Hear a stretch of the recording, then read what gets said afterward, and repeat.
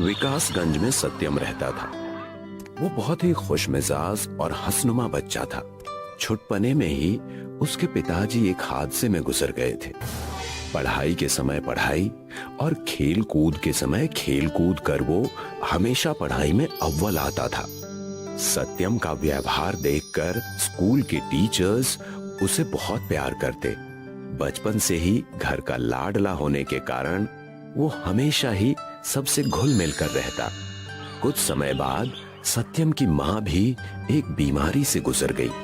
माँ के गुजर जाने के बाद सत्यम अकेला हो गया और अपने नानी के घर जाकर रहने लगा। सत्यम बेटा, क्यों इतने गुमसुम बैठे हो? यहाँ हम सब तुम्हारे साथ है ना। तुम चिंता मत करो, सब ठीक हो जाएगा। सत्यम इतना मायूस था कि वो नानी की बात सुनता ही नहीं और वहां से चला जाता है। नानी के यहाँ रहने की वजह से वो वहीं स्कूल में अपना दाखिला करवा लेता है। बच्चों, कल स्कूल में पेरेंट्स टीचर मीटिंग है। तुम सब अपने अपने माता पिता के साथ आ जाना। सत्यम बेटा, तुम अपने नानी के साथ आ जाना। सत्यम नानी के साथ क्यों? तब तो हम भी दादा दादी के साथ आएंगे। तुम शांत हो जाओ और जाकर मुर्गा बनो। गिली और टीचर की बात सुनकर सत्यम और दुखी हो जाता है और घर जाकर सारी बातें अपनी नानी से बताता है। तुम घबराओ मत सत्यम बेटा, मैं तुम्हारे साथ कल स्कूल में पेरेंट्स मीटिंग में चलूंगी। नहीं, मुझे मेरी माँ के साथ ही जाना है। आपने कहा था माँ जल्दी आएंगी, कहाँ है वो? आप भी दूसरों की तरह झूठ बोलती हो।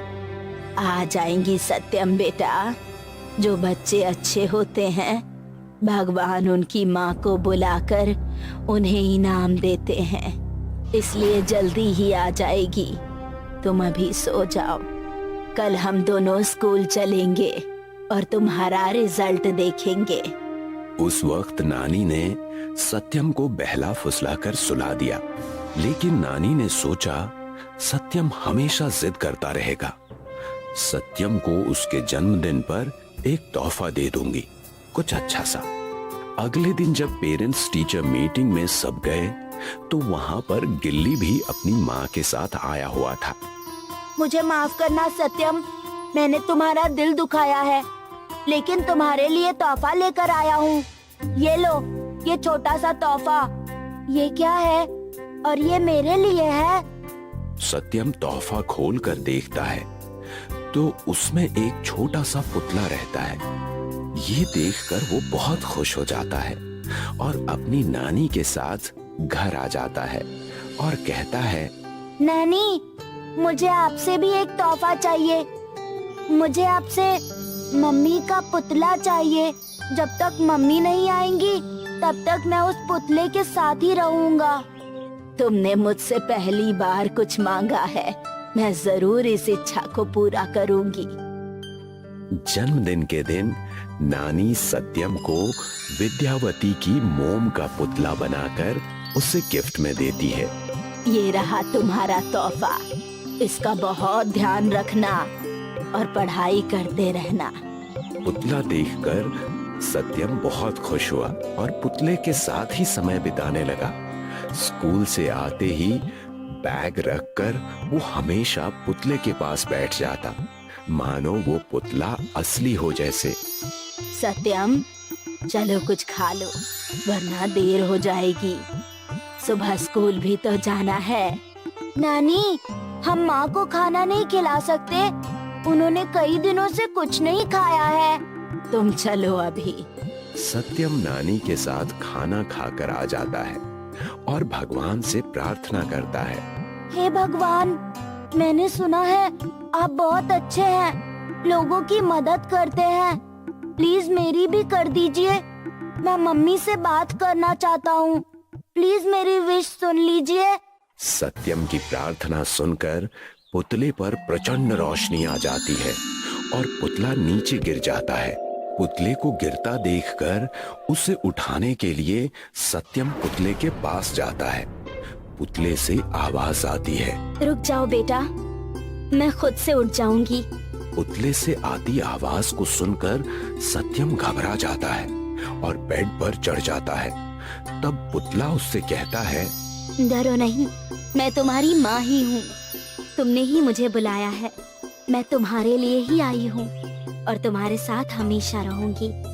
सच में? अब तुम कभी नहीं जाओगी? तुम मुझे अकेला छोड़कर कहाँ चली गई थी? मैंने तुम्हें कितना याद किया। मैं हमेशा से तुम्हारे साथ ही थी, बस कुछ दिनों के लिए तुमसे नाराज थी, लेकिन अब मैं आ चुकी हूँ और अब मैं कहीं नहीं जाऊंगी। सच? आपने मुझे जन्मदिन का कोई तोहफा क्यों नहीं दिया? पता है मैंने आपका कितना इंतजार किया। सत्यम के तोहफे की बात सुनकर माँ ने जादू किया और सत्यम के पास कपड़े आ गए और सत्यम खुश हो गया। सत्यम अपनी माँ को पाकर बहुत खुश हुआ। अरे बस करो, बस करो। तुमने होमवर्क किया या नहीं? मैंने अभी तक होमवर्क नहीं किया। आप मेरी मदद कर दो ना। माँ ने सत्यम की होमवर्क में मदद की और सत्यम को रात को सुला दिया। सत्यम स्कूल जाने के लिए सुबह तैयार हुआ। उसने देखा उसे स्कूल का बैग, जूते और पूरी किताबें नई नई मिली है। वो बहुत खुश हुआ। थैंक यू माँ, आप दुनिया की सबसे अच्छी माँ हो। आपने सब कुछ नया कर दिया। मैं जल्दी स्कूल से आकर आपसे मिलूंगा। तभी रूम में नानी आ गई और सत्यम को लेकर स्कूल छोड़ने चली गई। सत्यम का खुशनुमा व्यवहार देखकर गिल्ली ने कहा, आज तुम बहुत खुश लग रहे हो। जरूर इन नए जूतों के कारण है ना? स्कूल के नए कपड़े भी पहने हैं तुमने। ये सब मुझे मेरी मम्मी ने गिफ्ट किया है। गिल्ली सत्यम की बातें सुनकर हैरान हो जाता है और उससे कहता है, क्या तुम मुझे अपनी मम्मी से मिलवा सकते हो? प्लीज, मुझे भी आंटी को देखना है। सब कहते हैं कि वो इस दुनिया को छोड़कर चली गई है। जरूर, जैसा तुम कहो। आ जाना मेरे घर, मैं तुम्हें भी एक बहुत बड़ा तोहफा दिलवाऊंगा। गिल्ली शाम को सत्यम के घर अपनी मम्मी के साथ आता है। माँ, इनसे मिलिए। ये है मेरा दोस्त गिल्ली और ये उसकी मॉम। सत्यम की आवाज सुनकर पुतले में से आवाज आती है। नमस्ते जी, मैं हूँ सत्यम की माँ। पुतले में से आती आवाज सुनकर गिल्ली और गिल्ली की मम्मी जोर से चिल्लाई, भूत!